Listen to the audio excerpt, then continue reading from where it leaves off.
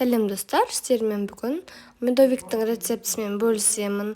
Бұл медовикта ешқандай қамырды илеп, оны жайып, оның ешқандай қажет емес. Өте тез дайындалады, 1 сағатта жоқ болды. Жұмыртқа қажет, оның және сода, қант, бөлме температурасындағы сарыма және табиғи мед керек. Қаза қоятын ыдысымызға балды саламыз.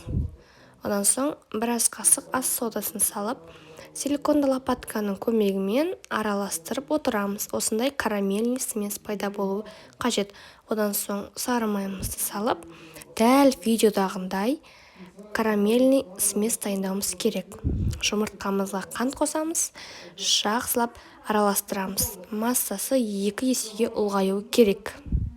Жақсы араластырғанын білгіңіз келсе, венчикті көтергенде озорлар қалдыру керек. Жаңағы дайындап қойған карамель смесімізді жұмыртқалы массамызға қосып, силиконды лопатканың көмегімен астыдан үстіге қарай араластырамыз.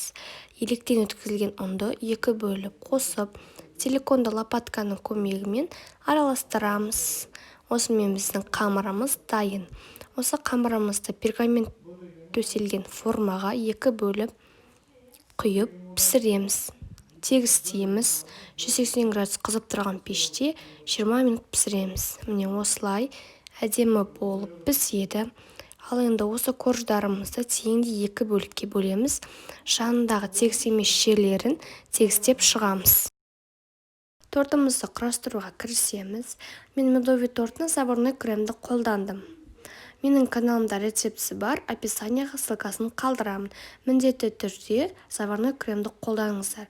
Заварной крем негізінде өте қолжетімді заттардан тұрады және дәмі де өте керемет.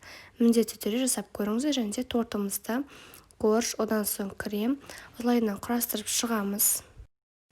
Тортымызды құрастырып болған соң тоңазғышқа кемінде 1 сағатқа қойып қоюымыз керек. Өйткені корждарға крем сіңіп, дәмі керемет бола түседі. Мен бұл торттың сыртын крошкамен әсемдедім.